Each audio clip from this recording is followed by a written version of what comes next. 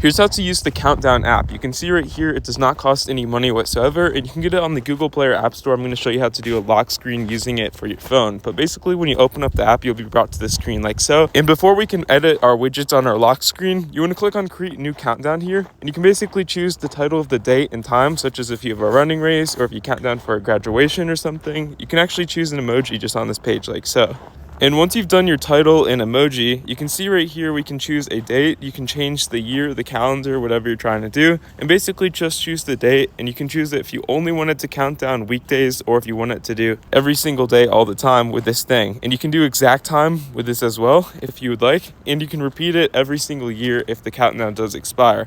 But once you've actually created your custom countdown timer, you can see right here we're choosing the colors, etc. You click on the save option right here, and the countdown is actually just on the screen like so. Now you don't have to worry about getting the subscription, but you can see if we swipe down and actually just hold down on our lock screen right here and basically modify it by clicking on the customize feature, you can basically say customize current wallpaper, and you can see right here we can add a widget. How you can do this, you click on add widgets, and you basically want to scroll down until you find this app and simply click on countdown, and you can see right here these are all the countdowns that are currently in existence on this app.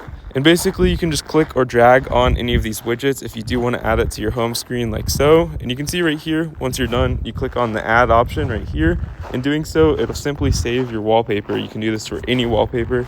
And as you can see, we've just created our new wallpaper, and it's pretty easy to do. If you want to remove it, you can always just edit the wallpaper once again, or just delete the app and that will remove the widgets. You can add more, but there's a maximum amount unless you get a subscription.